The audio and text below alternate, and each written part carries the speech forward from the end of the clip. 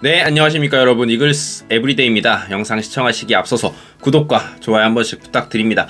보통 야구는 투수 노름이다 라는 이야기를 많이 하고요. 저 개인적으로도 야구에서는 투수 뎁스, 좋은 투수가 얼마만큼 갖춰져 있느냐, 특히 선발 투수, 얼마나 좋은 선발 투수들이 있느냐가 그 팀의 한 시즌 성적을 좌우할 수 있는 가장 큰 요소다라고 생각합니다. 그럼 그 다음은 어느 파트냐? 저는 개인적으로 포수가 굉장히 중요하다라고 생각하는데요. 왜냐하면 포수라는 포지션은 리그 전반적으로 놓고 봤을 때 10개 구단의 편차가 정말 큽니다.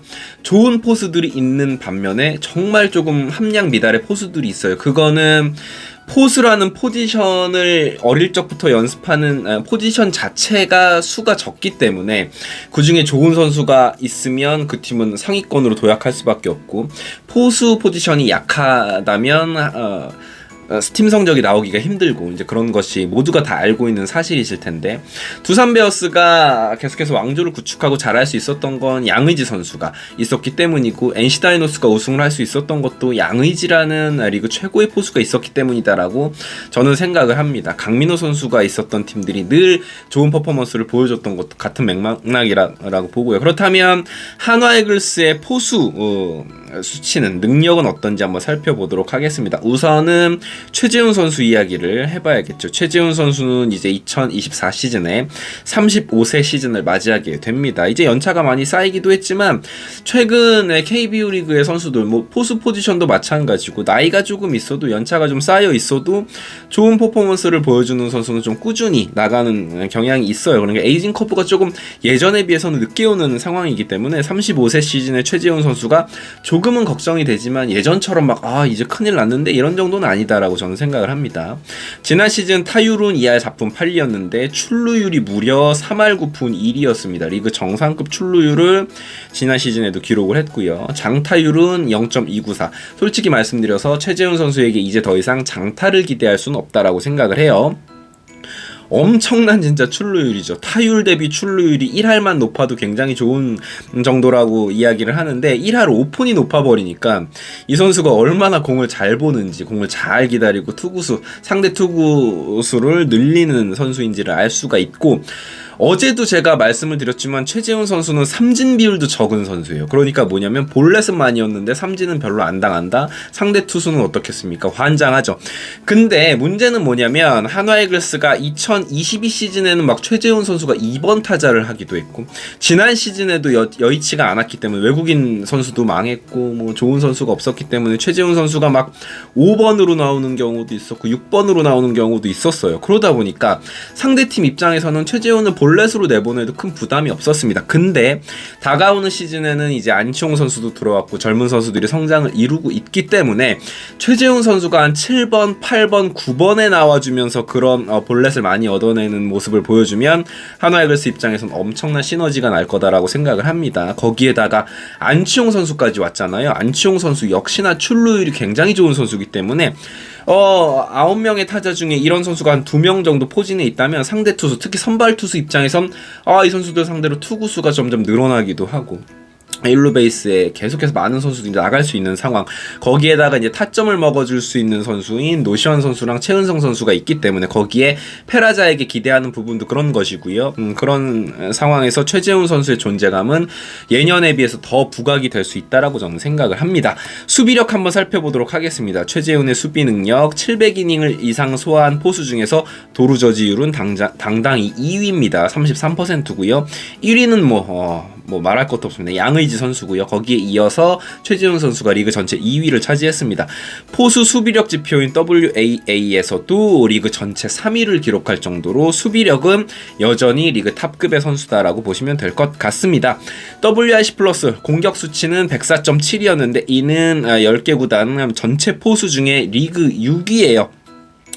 리그 6위, 10명의 포수 중에 리그 6위 정도니까 중간급의 공격 능력을 보여주는 선수다라고 봤을 때는 수비가 상위권에 있기 때문에 최재훈 선수의 수비력은 사실 다른 팀 부럽지 않다라고 저는 개인적으로 생각을 해요. 사실 시즌 초에 좀 부진할 때만 하더라도 최재훈 선수에게 안겨준 단연 계약이 조금은 오버페이로 돌아오는 것이 아닌가라는 생각이 있었는데, 웬걸 시즌이 거듭할수록 최재훈 선수가 계속해서 꾸준한 모습을 보여줬고 큰 부상 없이 시즌을 소화해내면서 역시 최재훈 최지훈이라는 선수의 꾸준함은 한화이글스의 큰 자산이다라는 생각이 들었습니다. 자, 그렇다면 여러분, 최지훈 선수가 아무리 좋은 포수다라고 할지라도 144경기를 다 뛸 수밖에 없습니다. 뛸 수가 없습니다. 이 포스 포지션은 특히나 한 110경기에서 많아봤자 120경기도 너무 많아요. 한 100에서 110경기 정도 출전을 하면 많이 뛰는 거다라고 볼 수 있는데, 그렇다면 백업 포수의 역할이 굉장히 중요합니다. 그래서 포스 포지션은 더더욱이나 포수의 뎁스가 상당히 중요하다라고 할 수 있거든요. 지난 시즌 백업 포수였던 박상원 선수에 대한 이야기를 한번 해보도록 하면, 리그 전체 도루 저지율은 4위였습니다. 이건 이제 300이닝 이상 소화한 포수 가운데 4위였고요. 36.7%니까 굉장히 좋은 편입니다. 최지훈 선수보다 도루 저지율 자체는 높았어요. 근데 이제 기준 자체를 300이닝으로 좀 낮추다 보니까 그 중에 이제 4위였다라는 부분이죠. 타율이 정말 아쉬웠습니다. 타율은 2할에 출루율은 2할 오픈 3리, 거기에 장타율이 0.269인데 본인도 지금 뭐 인터뷰 내용을 보니까 타격에 대해서 진지하게 접근을 하고 있다. 이재원 선배가 와서 그런 부분에 좀 자극을 받고 있다라는 이야기를 했는데, 사실 뭐 박상원 선수는 워낙 이제 컨택 능력이 좋지 않은 선수였지만 장타툴은 좋았거든요. 2022 시즌의 장타율이 0.366이었는데 0.1이 줄었습니다. 2024 시즌에 0.269까지 하락을 하면서 홈런도 4개를 쳤던 선수가 지난 시즌 하나밖에 쳐내지 못했습니다.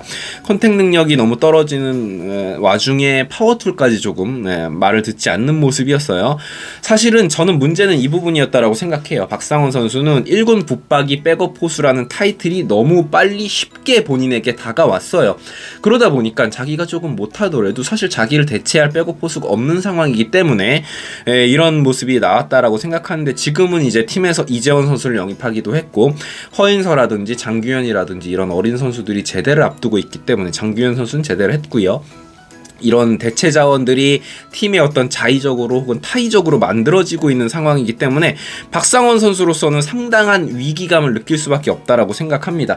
팀 내부적으로서는 이렇게 같은 포지션에 계속해서 경쟁 구도가 이루어지고 긴장감, 건강한 이런 긴장감들이 감돈다는 건 팀으로서는 팀이 이제 건강해지고 뎁스가 좋아진다라는 의미니까 긍정적으로 볼 수 있고, 박상원 선수 개인적으로도 더 발전하는 계기가 되었으면 좋겠습니다.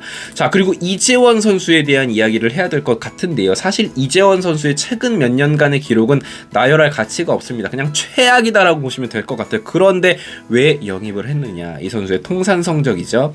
통산 이재원 선수의 타율은 2할 7푼 8리고요. 출루율은 0.351, 장타율이 0.411입니다. 포수 중에 거의 최고의 공격력을 갖춘 선수 중에 한 명이었던 이재원 선수입니다. 나이가 그렇게 많느냐라고 하면 아니에요. 다가오는 시즌에 나이가 36살 시즌이니까 최재훈 선수보다 한 살 많고요. 뭐 양의지나 강민호랑 비교하면 아직은 청춘입니다. 자, 이재원 선수는 거기에 이제 심기일전할 수 있는 기회가 주어진다라는 부분인데요. 박상원 선수에게 아까도 말씀드렸지만 위기의식을 불어넣기만 해줘도 사실 연봉값은 한다라고 저는 개인적으로 생각을 하는데, 본인 스스로도 거의 최저 연봉에 달하는 5천만 원의 계약을 했기 때문에 자존심도 이제 많이 내려놓을 수밖에 없는 부분이고, 과거의 영광들을 들춰내면서 연습을 게을리할 수도 없는 부분입니다. 이재원 선수에 대한, 이건 오피셜은 아닌데 들려오는 소문에 의하면 워크의식에 조금 문제가 있다라는 이야기도 있는데, 지금은 그럴 수 있는 상황이 아니니까 절치부심해서 더 좋은 모습을, 이 선수는 탑 클래스의 레벨에 있던 선수이기 때문에 분명히 감을 잡는다면 좋아질 수도 있는 확률이 있다 정도로 보시면 될 것 같습니다. 저는 지난번에도 이재원 선수에 대한 방송을 준비를 해봤지만 충분히 긁어볼 만한 영입이었다라고 생각을 해요. 5천만 원이라는 최저 연봉에 가까운 연봉이었기 때문에 말이죠. 이재원 선수가 감을 잡고 더 열심히 해서 본인의 커리어에 흠집을 내는 마무리를 맞이하지 않길 바랍니다. 더 좋은 모습으로, 또 사람 일 모르는 거죠. 올 시즌 폭발을 해서 본인 개인적으로는 진짜로 또다시 FA 계약을 노릴 수도 있는 상황이니까요. 자, 위에 이제 세 선수를 나열을 해봤지만 제가 정말로 기대하는 선수는 이 선수예요. 허인서 선수입니다. 문동주 선수의 친구죠. 두 선수가 막 영상에 보면, 문동주 선수는 허인서 선수 보면 막 반갑다고, 문동주 선수는 좀 이게 외향적이잖아요. 근데 이 허인서 선수는 저 MBTI를 그렇게 좋아하지는 않은데 I 유형이라 그래요. 그래서 되게 이제 이렇게 좀 뭐라 그럴까, 소심하지는 않은데 굉장히 얌전한 선수인데 문동주 선수가 막 와서 끌어안으면은 약간 뭐 이런 느낌이 있었어요. 어쨌건 포수에겐 또 그런 모습도 필요하죠. 허인서 선수는 이제 7월에 군에서 제대해서 합류할 예정으로 팀 자체적으로도 굉장히 기대감이 큰 자원이고, 팀뿐만이 아니라 리그 전체적으로 봤을 때도 상당히 유망한 포수 자원입니다. 2022 시즌에 1군 경험이 있었습니다. 16타수에 들어와서 3안타, 8개 삼진, 당연히 적응이 필요한 선수였고, 그때 보면 자신감 있는 스윙을 보여주진 못했습니다. 근데 첫 타석에서, 프로 첫 데뷔 타석에서 안타를 쳤던 기억이 있습니다. 빗맞은 안타였는데, 이 선수가 그런 모습을 보면 컨택하는 능력, 그리고 파워 어툴도 갖추고 있는 선수다라는 생각이 들어요. 그러더니 이 선수가 2023 시즌 군대에 가서 상무에서 퓨처스 리그에서 타율이 무려 3할 9푼 3리였고요. 출루율이 5할이었습니다. 장타율은 0.573, OPS가 1.073, 1이 넘어가는 OPS를 기록을 했습니다. 기대를 안 할 수가 있나요? 하나이글스에 내노라 하는 유망주들 있잖아요. 잘 되진 않았지만 뭐 유로결이라든지 장진혁 선수라든지 뭐 이진영 선수라든지 이런 선수 아무리 잘해도 퓨처스에서 OPS 0.8, 0.9였어요. 근데 1이 넘어가는 OPS를 기록했다라는 건 이 선수의 타격 재능 대단하다라는 것이고요. 117타수에 4개의 홈런을 기록했던 지난 시즌 퓨처스에서의 모습이었습니다. 더 이상 이제 퓨처스 레벨에서는 타격 부분에 있어서는 뭐 배울 것이 없다라는 상황인데, 수비는 어떠냐? 수비는 뭐 고교 시절에 이만수 포수상을 수상하는 등 정평이 나 있는 선수예요. 전반적으로 전문가들도 이 선수의 수비 능력에 대해서는 혀를 내두를 선수이기 때문에 아마도 이번 시즌에 24 시즌에 복귀하자마자 잘할 건 아닌 수는 없을 수도 있습니다. 포수 포지션이기 때문에. 근데 한 진짜 1군에서 2, 3년 경험을 쌓고 백업 포수로서 그러면 진짜 탑급 선수가 될 수도 있다라고 생각합니다. 저 개인적으로는 한화이글스 현재 최고의 유망주는 황준서도 아니고요, 김서연도 아닙니다. 허인서라고 생각을 합니다. 물론 황준서도 김서연도 엄청난 포텐을 가지고 있지만 개인적인 생각엔 이 허인서 선수의 포텐셜이 더 높다라고 생각을 해요. 가치도 그렇고요. 그렇습니다. 좋은 포수가 있다라는 건 무조건적으로 오랫동안 강팀으로 군림하게 만들어주는 그런 요건이거든요. 뭐 양의지가 그랬고 강민호 선수가 그랬던 것처럼 말이죠. 저는 이 허인서 선수에게 굉장히 큰 기대를 가지고 있습니다. 물론 이번 시즌 군에서 복귀하자마자 좋은 모습을 보여줄 거다라는 확신은 못하지만 2025 시즌, 뭐 2026 시즌이 거듭할수록 이 선수는 정말 좋은 모습, 정말 잘해줄 거다라는 확신이 드는 선수입니다. 이건 제 이야기가 아니라 사실 전문가들도 많이들 그렇게 예측을 하고 있는 부분이에요.